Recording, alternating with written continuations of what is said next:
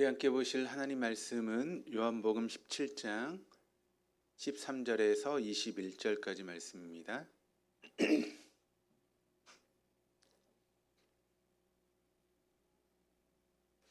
신약성경 요한복음 17장 13절에서 21절까지 말씀, 우리 한 절씩 교독하시겠습니다. 지금 내가 아버지께로 가오니 내가 세상에서 이 말을 하옵는 것은 그들로 내 기쁨을 그들 안에 충만히 가지게 하려 함이니이다.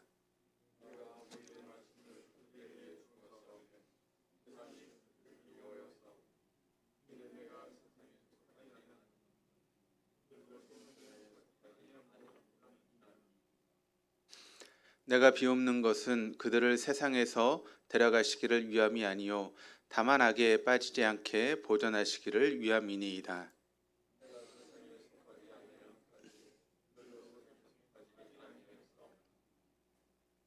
그들을 진리로 거룩하게 하옵소서. 아버지의 말씀은 진리니이다.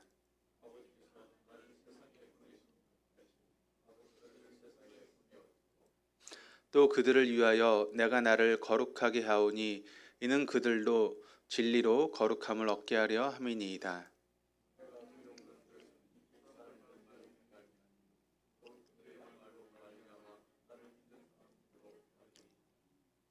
같이 읽겠습니다.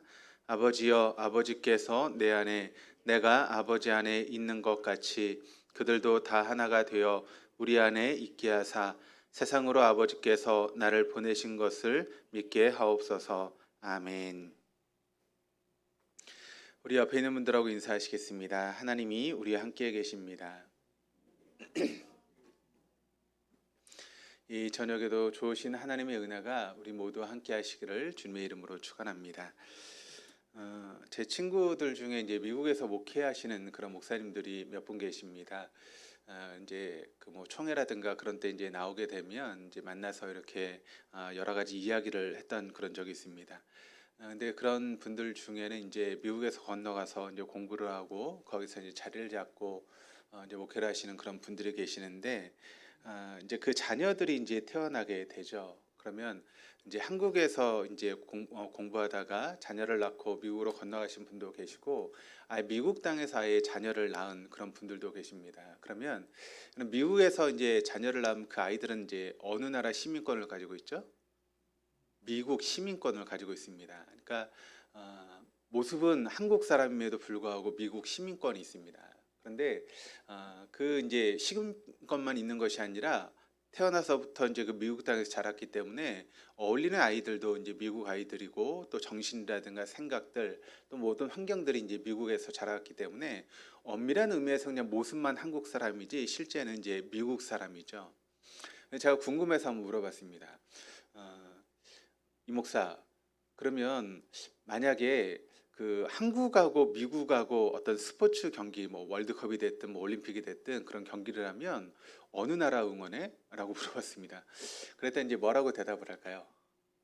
물론 이제 그 제 친구 목사는 이제 한국에서 자라갖고 그랬으니까 한국을 응원하는 게 마땅하겠죠. 근데 그 아들은 어디를 응원할까요? 미국을 응원할까요? 한국을 응원할까요?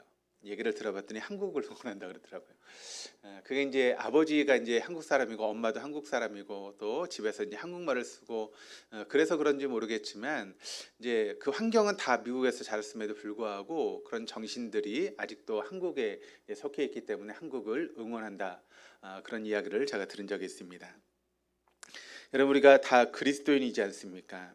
그렇다고 그리스도인이라고 해서 여러분 우리가 이 세상과 동떨어지게 삶을 살아가나요?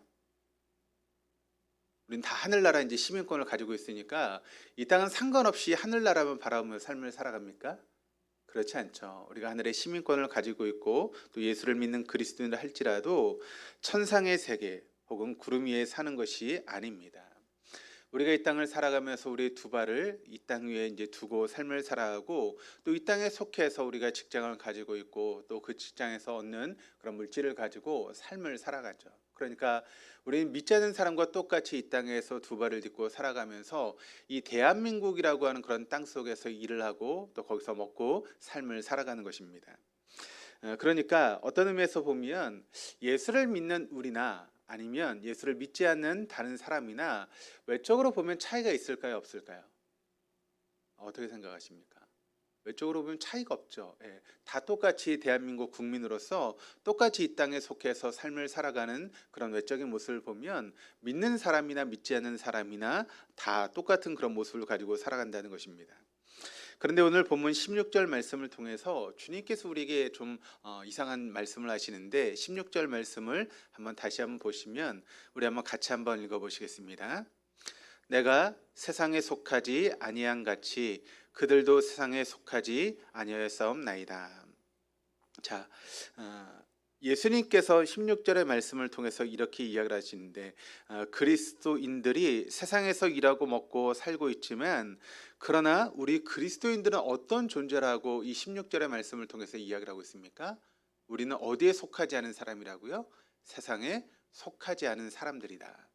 물론 우리가 이 땅의 삶을 살고 세상에 속해 있는 것처럼 겉모습은 보이지만 그러나 실제로 우리의 모습은 세상에 속한 것이 아니다라고 하는 것을 주님께서 오늘 말씀을 통해서 이야기를 하고 있습니다. 그렇다면 우리가 이 땅을 살고 있는데 세상에 속해 있는 것처럼 보임에도 불구하고 세상에 속하지 않은 이유는 무엇 때문이겠습니까? 그것은 바로 그리스도인은 예수 그리스도께서 인간의 죄값을 대신 치러주기 위해서 십자가 위에서 흘리신 그 피, 바로 그 보혈 안에서 새로운 생명을 얻은 사람들이 바로 그리스도인들이기 때문에 그렇습니다. 그러니까 여러분, 우리가 예수를 믿는 그리스도인이 되었다라고 하는 것은 예수의 보혈로 우리가 새로운 생명을 얻게 된 것 아니겠습니까? 지난주에 저희 교회가 이제 세례식을 거행했죠. 그래서 그 세례식을 통해서 우리 이제 신수남 성도님께서 이제 세례를 받으셨습니다. 그리고 세례를 받기 전에 이제 세례 교육을 하면서 여러 가지 이제 교육을 하고 함께 말씀을 나눴는데 우리가 예수를 믿는 그리스도인이 되었다라고 하는 것은 옛사람이 죽고 새 사람으로 다시 태어난 것 아니겠습니까? 그러니까 세례의 의미가 그런 의미지 않습니까? 그래서 우리 이제 약식으로 이제 세례를 거하지만 예수님 당시에는 세례를 어떻게 했죠? 요단강에 가서 물속에 완전히 잠기고 나서 다시 이제 일어나지 않습니까? 그런데 물속에 잠긴다라고 하는 것은 어떤 의미가 있죠? 나의 옛사람이 그 물속에서 장사 지낸 바 되었다라고 하는 것. 그리고 그 물속에서 다시 일어난다라고 하는 것은 어떤 의미가 있습니까? 내가 그리스도 안에서 죽었던 내용이 다시 예수 그리스도 안에서 새로운 생명으로 다시 태어났다라고 하는 것이 여러분 세례의 의미 아니겠습니까? 우리 모두는 다 여기 있는 분들 다 세례를 받으셨죠. 그렇죠? 예, 다 세례를 받으셨죠. 그럼 우리는 여러분 어떤 존재입니까? 예수 그리스도 안에서 옛날 우리의 모습이 장사진 바 되었다는 것이고 우리가 예수 그리스도 안에서 우리가 어떻게 된 것입니까? 새로 태어난 그런 존재이죠. 그런 것처럼 우린 예수 그리스도의 보혈 안에서 새로운 생명을 얻은 그런 자가 되었다는 것입니다. 다시 말하면 여러분 우리의 혈관 속에는 어떤 피가 흐르고 있습니까? 우리의 길이요 진리요 생명이신 예수 그리스도의 보혈이 우리의 혈관 속에 지금 흐르고 있다는 것입니다. 삼성의 옛날 이병철 회장이 자신의 이제 그 몸속에는 뭐가 흐른다 그랬죠? 파란 피가 흐른다 그런 이야기를 하지 않았습니까? 그러니까 삼성이라고 하는 그런 것을 너무 사랑했기 때문에 자신의 몸에는 이제 파란 피가 흐른다라고 하는 그런 이야기를 했는데 여러분 우리 그리스도인들은 여러분 우리의 몸속에 무슨 피가 흐르고 있습니까? 예수 그리스도의 보혈이 흐르고 있다는 것이죠. 제 친구 목사 아들이 여러분 미국 땅에 이제 국적을 가지고 살고 있지만 그런데 그 몸속에는 여러분 무슨 피가 흐르고 있습니까? 한국인의 피가 흐르고 있는 것이죠. 그래서 그 청년이 본질적으로 보면 미국의 이제 삶을 살고 있지만 완전히 미국에 예속된 것이 아니라 한국인의 정신을 가지고 이제 그 땅에 살아가는 어떻게 보면 이제 2세대의 그런 한국 사람 또 미국 사람이라고 그렇게 이야기할 수 있는 것이죠. 그러므로 그리스도의 보혈 속에 거하고 있는 그리스도인들이 이 세상의 국적을 가지고 우리가 삶을 살고 있지 않습니까? 그래서 우리는 대한민국 사람이라고 하는 그런 국적을 우리 모두가 가지고 있음에도 불구하고 그렇다고 해서 우리가 완전히 이 세상에 속해 있는 그런 삶을 살아갑니까? 그렇지 않다는 것입니다. 이 땅에 두 발을 딛고 살고 있음에도 불구하고 우리의 본향은 여러분 어디입니까? 저 하늘나라 하나님의 나라 아니겠습니까? 그러므로 우리가 이 땅을 삶을 살고 있지만 이 땅이 완전히 예속되어 있는 매여 있는 그런 삶을 살아가는 것이 아니라 이 땅을 뛰어넘어서 하늘을 향해서 하늘 본향을 향해서 나아가는 삶이 바로 우리 그리스도인의 삶의 모습이다라고 하는 것을 우리는 알아야 되고, 또 그 말씀을 오늘 예수님께서 오늘 본문의 말씀이 16절 말씀을 통해서 이렇게 이야기하고 있는 것입니다. 그런 관점에서 우리가 나눴던 말씀을 다시 한번 보게 되시면 우리가 몇 주 동안 함께 말씀을 나눴던 본문의 말씀이 좀 더 구체적으로 우리가 그 말씀을 이해할 수 있게 되는데, 오늘 14절 15절 말씀을 같이 읽어보시겠습니다. 내가 아버지의 말씀을 그들에게 주었사오매 세상이 그들을 미워하였사오니 이는 내가 세상에 속하지 아니한 같이 그들도 세상에 속하지 아니함으로 인함이니이다. 내가 비옵는 것은 그들을 세상에서 데려가시기를 위함이 아니요 다만 악에 빠지지 않게 보존하시기를 위함이니이다. 자, 주님께서 우리에게 영원한 진리의 말씀, 또 참된 생명의 말씀을 주신 것은, 아니, 당신이 십자가의 죽음을 목전에 두고 최후의 순간에 기도하실 때 당신 자신을 위해서 기도하신 것이 아니라 남아있는 제자들, 좀 넓게 보면 믿는 모든 그리스도인들을 위해서 하나님 앞에 간절히 기도하신 것은 여러분 무엇 때문에 기도하신 것이겠습니까? 그것은 바로 우리가 이 땅에 삶을 살고 있긴 하지만 세상에 예속된 세상의 사람들로 전락치 않게 해주기 위해서 예수님께서 우리에게 말씀을 주셨고 또 우리를 위해서 지금도 기도하고 있다라고 하는 것을 우리가 말씀을 통해서 발견하게 되는 것입니다. 그렇죠. 예수님께서 지금도 우리를 위해서 기도하십니다. 근데 뭘 기도하실까요?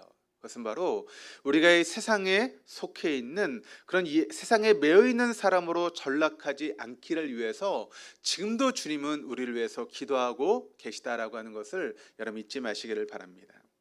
여러분, 아무리 이 땅에서 부귀영화를 누리고 많은 것을 가지고 높은 권세를 가지고 있는 사람이라 할지라도 여러분 이 세상에 속해 있는 사람이란 여러분 그 숨이 멎는 순간 어디로 끝나는 인생입니까? 무덤 속에서 끝나버리는 인생이 되어버릴 수밖에 없습니다. 세상에 속한 자란 세상을 출발점으로 삼는 것이고 또 종착점도 세상으로 여러분 삼는 것 아니겠습니까? 그런 사람에게 이 세상의 무덤 이상의 그런 가치를 여러분 부여할 수가 없는 것이죠. 그러므로 그의 인생은 죽음으로 끝나버리는 그런 인생이 되어질 수밖에 없다라고 하는 것을 우리가 다시 한번 알아야 되는 것입니다. 우리가 세상에 살지만 그러나 세상에 예속됨이 없이 예수 그리스도께 속한 그런 사람이 되어질 때, 진정한 의미의 그리스도인이 되어질 때 여러분 우리의 삶은 이 세상의 무덤을 뛰어넘어서 무엇을 향해 나아갈 수 있습니까? 영원한 생명을 향해 나아갈 수 있고 하나님께서 우리를 위해서 예비하신 하나님의 나라를 향해서 나아갈 수 있는 그런 삶이 되어진다는 것입니다. 그러므로 우리가 이 땅의 삶을 살고 있지만 이 땅에 매여 있을 수 없는 이유가 바로 여기 있는 것입니다. 우리 인생을 뛰어넘어서 하나님께서 우리에게 예비하신 그 하나님의 나라를 향해서 영원한 생명을 위해서 나아가는 그런 삶을 살아야 하기 때문에 우리가 이 땅에 예속되지 않고 이 땅에 매여 있는 그런 삶을 살지 않을 수 있는 것이죠. 그렇다면 여기서 우리가 한 가지 의문이 생깁니다. 그것은 무엇인가 하면 우리가 이 땅에 여러분 예속되지 않는 매여있는 그런 사람이 아니다라고 말씀을 드렸는데, 그렇다면 여러분 우리는 이 땅의 삶을 살고 있지만 이 땅에 속한 것도 아니고 안 속한 것도 아닌 그런 어중간한 지금 삶을 살고 있는 것 아니겠습니까? 왜 하나님께서 이런 어중간한 삶을 살도록 그렇게 하실까요? 차라리 그냥 이렇게 우리가 하늘나라에 속한 그런 존재라면 빨리 우리를 하늘로 좀 불러 올리셔서 하나님의 나라에서 평안하게 어떤 아픔도 또 눈물도 없이 그렇게 하나님의 품 안의 삶을 살게 하면 좋을 텐데, 왜 이 땅에서 여러분 그리스도인의 삶을 살아가면서 때로는 어렵고 고통을 당하고 이 땅에서 가지지도 못한 채 힘든 채 그렇게 삶을 살게 만드시는 것일까요? 그 이유가 무엇 때문이겠습니까? 주님께서 오늘 이제 15절 말씀을 통해서 내가 비옵는 것은 그들을 세상에서 데려가시기를 위함이 아니요 다만 악에 빠지지 않게 보존하시기를 위함이니이다. 그러니까 예수님이 지금 이 말씀을 통해서 뭘 말씀하고 있는가 하면 우리를 빨리 하나님의 나라로 데려가는 것이 원하는 것이 아니다라고 말씀하십니다. 그러면서 뭐라고 말씀하고 있는가 하면 우리가 이 땅을 살아가면서 이 세상에 속하지 않는, 매이지 않는 그 같은 삶을 살아가는 것이 주님께서 원하시는 모습이다라고 하는 것을 말씀하고 있다는 것이죠. 더욱이 18절 말씀을 보시면 또 이렇게 이야기를 합니다. 아버지께서 나를 세상에 보내신 것 같이 나도 그들을 세상에 보내었고라고 이야기를 합니다. 그러니까 하나님 아버지께서, 여러분, 성부 하나님께서 당신의 아들이었던 예수님을 이 땅에 보내시지 않습니까? 왜 보내셨죠? 죽어가는 영혼들을 살리시기 위해서 예수님을 이 땅에 보내셨던 것처럼 예수님도 여러분 뭐라고 말씀하고 있는가 하면 당신의 사랑하는 제자들을 이 세상에 보내었다라고 그렇게 말씀하고 있다는 것이죠. 그러니까 이 말씀의 의미를 보게 되면 예수님께서 보내신 그 제자들이 이 땅 가운데 적극적으로 이 땅을 살아갈 수 있도록 그렇게 예수님께서 그들을 보내셨다라고 하는 것을 우리가 알 수 있게 됩니다. 그것은 여러분, 왜 예수님께서 그들을 사랑하는 제자들을 이 땅에 보내셨겠습니까? 이 땅에 속해서 믿지 않는 사람들처럼 그렇게 살아가라고 예수님의 제자들을 그렇게 세상에 보내셨겠습니까?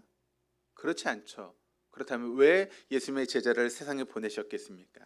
그것은 바로 예수님께서 이 땅에 그 제자들을 보내신 것은 세상에 속하는 세상의 사람이 되게 하심이 아니라 세상에 예속되어 세상에 노예된 자들을 일깨워서 진리를 따른 자들이 되도록 돕는 주님의 도구로 쓰시기 위해서 예수님께서 제자들을 세상에 보내셨다라고 하는 것입니다. 좀 이 말씀을 좀 쉽게 설명하면, 제가 이제 계속 주일에 요한계시록의 말씀을 여러분에게 나누고 있죠. 그 요한계시록의 여러분 핵심이 두 가지다라고 말씀을 드렸습니다. 우리가 두 가지만 기억하면 된다라고 말씀을 드렸는데 뭐였죠? 요한계시록은 우리에게 복에 대한 말씀을 기록하고 있다. 그러니까 우리는 복된 사람이다라고 하는 것을 말씀을 드렸고, 그런데 이런 복을 여러분 우리만 누려서는 된다, 안 된다? 안 된다. 그래서 우리 주변에 아직도 그 복을 모르는 사람들에게 그 복을 증거하는 그런 사명이 우리에게 있다. 그러니까 복과 사명, 이 두 가지가 요한계시록의 핵심이다라고 하는 것을 여러분과 함께 나누고 있습니다. 그런 것처럼 우리가 여러분 이 땅에 예수님께서 사람을 보내셨다라고 하는 것은 무엇인가 하면 지금도 그와 같은 하나님의 복이 있다는 것을 모르는 사람들에게 그 복이 있다는 것을 알리는 그런 사명, 또 그런 주님의 도구로서 쓰임받는 그런 삶을 살기 위해서 주님께서 지금도 우리를 이 땅에서 보내시고 있다라고 하는 것을 말씀을 통해서 이야기하고 있다는 것입니다. 그렇다면 여러분, 우리가 그리스도인이 되었다라고 하는 것은 어떤 의미가 있는 것이겠습니까? 우리가 그리스도인이 되었다는 것은 어떤 의미를 가지고 있는 말씀인가 하면 이런 의미가 있습니다. 그것은 바로 세상의 국적을 가지고 세상 속에서 살아가고 있지만 결코 세상에 예속됨이 없이 세상에 노예된 자들을 일깨워 진리로 인도하는 안내자가 되어야 한다는 자기 정체성을 분명하게 인식하고 있는 사람들이 바로 진정한 의미의 그리스도인이다라고 우리가 이야기할 수 있다는 것입니다. 한마디로 이야기를 하면 자기 정체성을 가지고 살아가는 사람들이 그리스도인인데, 그 정체성은 무엇인가 하면 우리가 이 땅의 삶을 살고 있지만 이 땅에 예속되어 있는 것이 아니라 하늘나라에 속해 있는 사람이고, 또 그와 같은 삶을 살고 있지만 아직도 이 땅에 그와 같은 것을 모르는 사람들에게 주의 복음을 증거하는 사명을 가지고 살아가는 사람들, 그래서 복음을 증거하고 믿지 않는 사람들에게 이 복음을 증거하는 사람들이 진정한 의미의 그리스도인이다라고 하는 것을 우리가 알 수 있게 된다는 것이죠. 그리고 이런 정체성을 바르게 인식할 때에만 우리가 그리스도인다운 삶을 살아갈 수 있게 된다라고 하는 것을 오늘 말씀이 우리에게 증거하고 있습니다. 그래서 오늘 본문 19절 말씀이 우리에게 이렇게 증거하고 있습니다. 우리 한번 같이 19절의 말씀을 읽겠습니다. 또 그들을 위하여 내가 나를 거룩하게 하오니 이는 그들도 진리로 거룩함을 얻게 하려 함이니이다. 육신을 입고 이 땅에 오셨던 주님께서 가장 먼저 자신을 거룩하게 하는데 자신의 모든 것을 거셨다는 것입니다. 주님께서 이 땅에 오셨음은 이 세상의 속함을 받기 위해서 이 땅에 오신 것이 아니라 이 세상에 속한 자들을 구원에 살리기 위해서 이 땅에 오신 분이 바로 예수 그리스도 아니겠습니까? 바로 그런 정체성을 알고 계셨던 주님께서 이 땅에 속해 있는 그런 삶을 살아가는 것이 아니라 어떻게든지 이 땅에 속해 있는 사람들을 구원하기 위해서 바로 진정한 메시아의 길을 걸으셨고 그리스도인의 길을 걸으셨던 분이 우리 주님 아니겠습니까? 그 정체성의 확립이 무엇이 우선돼야 되는지를 알고 계셨기 때문에 예수님의 공생의 삶을 보게 되면, 여러분 예수님의 능력이나 또 주변의 다른 사람들을 보게 되면 얼마든지 이 땅에서 여러분 높은 자리에 올라갈 수 있는 그런 환경이 되지 않았습니까? 그런데 그런 것들을 목표로 주님께서 삶을 사셨습니까? 아니죠. 그런 것을 목표로 삶을 살지 않고 예수님의 생애를 보면 무엇을 목표로 삶을 사셨습니까? 바로 십자가의 죽음을 향해서 그것을 목표로 삶을 살아가셨던 분이 바로 우리 주님이셨다는 것입니다. 왜 그런 삶을 사셨습니까? 바로 예수님께서 하나님께 주셨던 자기의 정체성이 확립되어 있었기 때문에 바로 주님은 그와 같은 삶을 사셨다라고 하는 것을 우리가 알게 됩니다. 그렇다면 그리스도인들은 어떤 자입니까? 자기의 정체성을 분명히 깨닫고 있는 자만이 자기 자신을 진리 안에서 거룩하게 세우는 것이 우리의 모습이다라고 하는 것을 알고, 그것이 무엇보다도 중요하다는 것을 깨닫는 사람이 바로 진정한 의미의 그리스도인이라는 것입니다. 그래서 이 땅에서 더 많은 물질을 모으고 더 높은 자리에 올라가고 하는 것이 우리의 목적이 아니라, 나를 통해서 주변에 믿지 않는 사람들이 예수 그리스도를 영접하고 한 사람이라도 구원 얻기 위해서 복음을 증거하는 그런 삶을 살아가기 위해서 내 자신을 그리스도 안에서 거룩하게 세워가는 것, 그것이 바로 진정한 의미의 그리스도인이다라고 하는 것을 오늘 말씀이 우리에게 증거하고 있는 것입니다. 그래서 구약의 선지자였던 아모스는 우리에게 이런 말씀을 증거하고 있습니다. 너희는 살기 위하여 선을 구하고 악을 구하지 말라. 살기 위해서 선을 구하되 악을 구하지 말라라고 그렇게 이야기를 합니다. 그런데 여러분, 한번 이 말을 좀 뒤집어 버리면 여러분 이 말의 의미가 어떤 의미가 됩니까? 그것은 우리가 변함없이 악을 추구하는 자들은 여러분 어떻게 된다고요? 반드시 죽는다라고 하는 그런 의미 아니겠습니까? 우리가 선을 구하지 않고 악을 구할 때 우리의 삶은 결국 죽음으로 끝나버린다라고 하는 것을 아모스 선지자가 우리에게 이야기하고 있는 것입니다. 여러분 그렇지 않습니까? 한번 생각해 보시길 바랍니다. 악의 종착역이 무덤이고 무덤을 뛰어넘을 수 있는 도리가 없지 않습니까? 그래서 악을 추구하는 사람의 결국 죽음으로 끝나버리는 것이 바로 우리 인생의 모습이다라고 하는 것을 우리는 잊지 말아야 됩니다. 그래서 하나님의 구원 밖에 있는 이 세상 사람들, 여전히 악을 추구하고 물질을 추구하고 세상의 권력을 추구하는 그 사람들의 마지막은 무엇입니까? 바로 죽음이 기다리고 있는 지옥으로 인생이 끝나버리는 것이 바로 그들의 모습이라는 것이죠. 다 같이 세상에 동시에 우리가 삶을 살아갑니다. 믿지 않는 사람이나 믿는 사람이나 다 이 땅에서 두 발을 딛고 삶을 살아가고 있는데, 세상에 속하지 않는 우리 그리스도인들과 세상에 속해 있는 믿지 않는 사람들과의 차이점이 여러분 어떤 차이가 있을까요? 한마디로 이야기를 하면 진리에 속한 자는 이 세상을 뛰어넘어 영원한 삶을 위해서 끊임없이 진리이신 예수 그리스도 안에서 선을 추구하는 그런 삶을 살아가는 것이고, 그리고 세상에 속해 있는 자는 오직 세상 속에서 더 잘 먹고 더 잘 입고 더 잘 살기 위해서 불의를 주저치 않고 악을 불사하는 자들이 바로 세상에 속해 있는 자들이라는 것입니다. 그러므로 여러분 이 말을 통해서 우리가 알 수 있는 것은 무엇인가 하면, 우리가 그리스도인이 되었다, 하나님의 구원 안에 있는 그런 하나님의 자녀가 되었다라고 하는 것은 여러분 어떤 삶을 살아가야 됩니까? 이 세상을 뛰어넘을 수 있어야 된다는 것입니다. 이 세상을 뛰어넘어서 끊임없이 진리 되신 예수 그리스도 안에서 하나님 원하시는 그런 선을 추구하기 위해서 애를 쓰고 노력하는 그런 삶을 우리가 살아가면서 하나님께서 우리에게 예비하신 영원한 생명을 누리는 그런 삶을 살아가는 것이 우리 믿는 성도들의 삶이 되어야 된다. 그런데 믿지 않는 사람들은 결국 그런 악을 저지르면서 마지막에 죽음으로 그 인생이 끝나버리게 될 것입니다. 그처럼 세상을 종착역으로 삼아 공동묘지를 향해 질주하고 있음에도 불구하고 그 사실조차 깨닫지 못하고 있는 자들을 돕기 위해서 이 세상에 그들과 함께 동시대에 우리가 삶을 지금 살고 있다라고 하는 것을 여러분 잊지 마시기를 바랍니다. 그것이 바로 그리스도의 진정한 제자들인 저와 여러분의 삶이 되어야 된다라고 하는 것을 여러분 잊지 마시기를 바랍니다.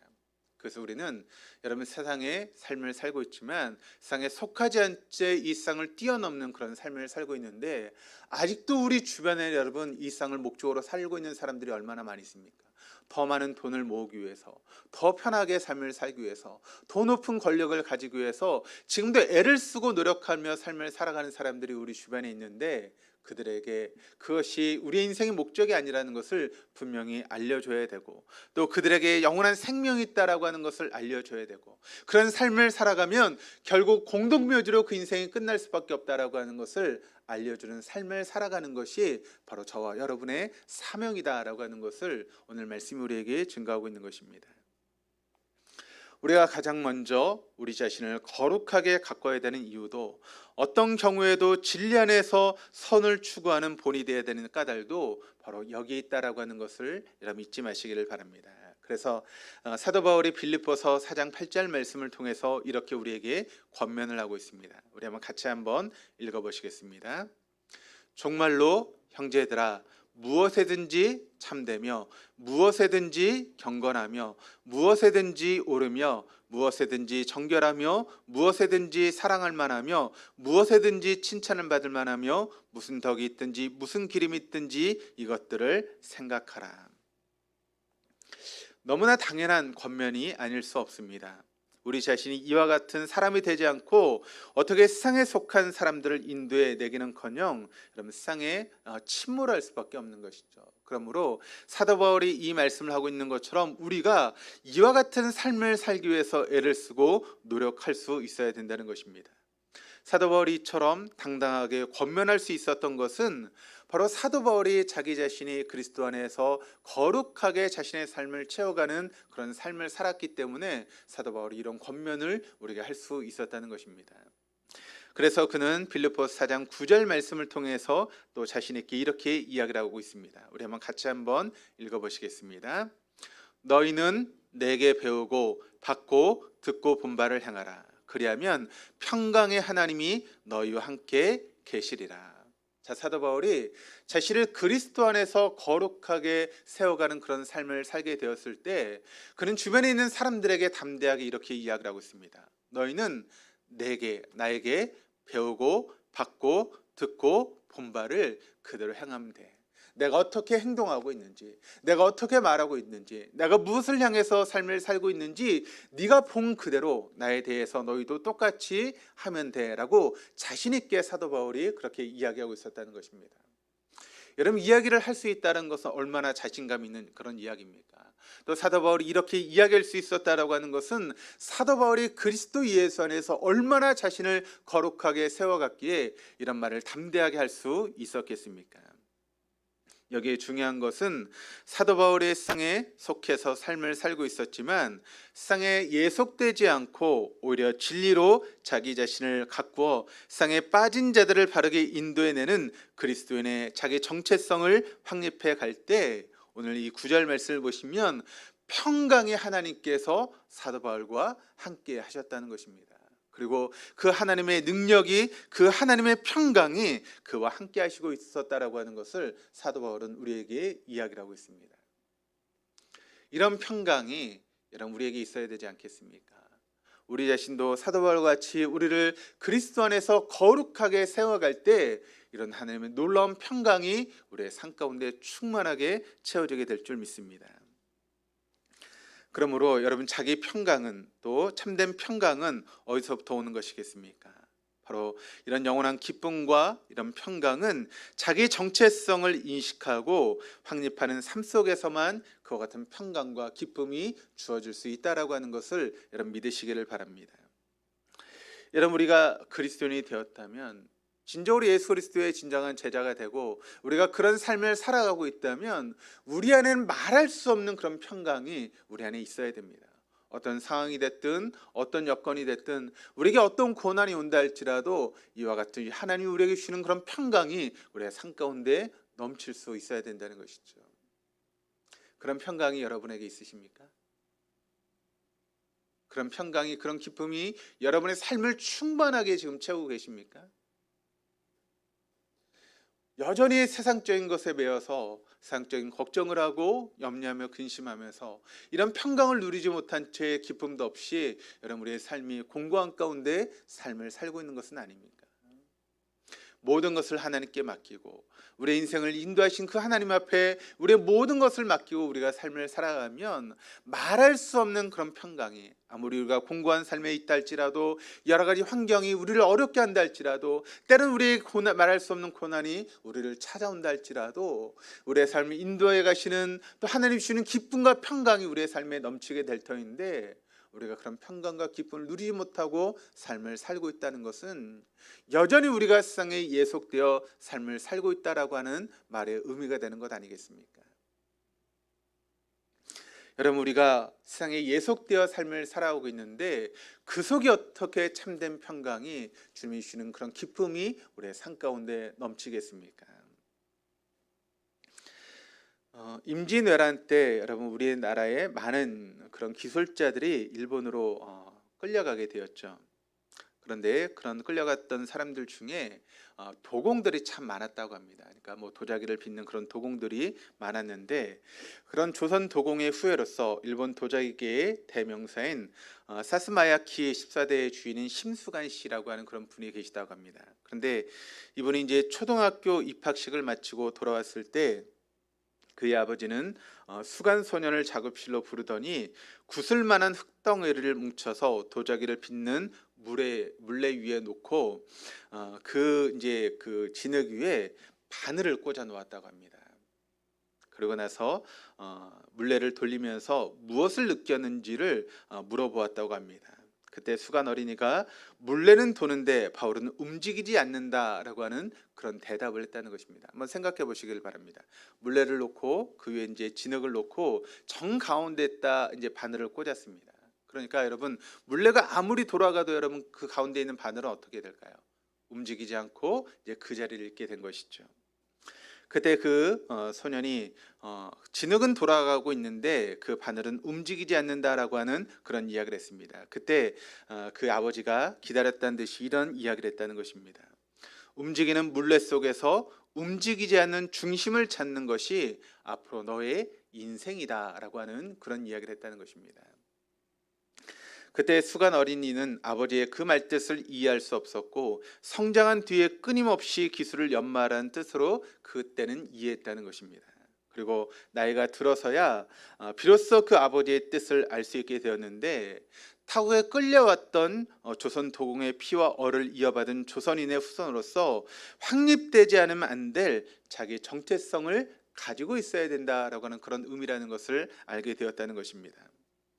임진왜란의 그런 조선의 패배로 인해서 눈물을 흘리면서 여러분 일본 땅으로 끌려왔던 그 조선의 도공들이 무려 400년 동안이나 타국에서 자기 정체성을 잃지 않고 살아갈 수 있었던 것은 바로 대대로 전해 내려오는 움직이는 물레 속에 움직이지 않는 중심을 찾으라고 하는 그런 도공들의 그런 가르침, 그 덕분이다라고 하는 것을 이야기를 하고 있습니다.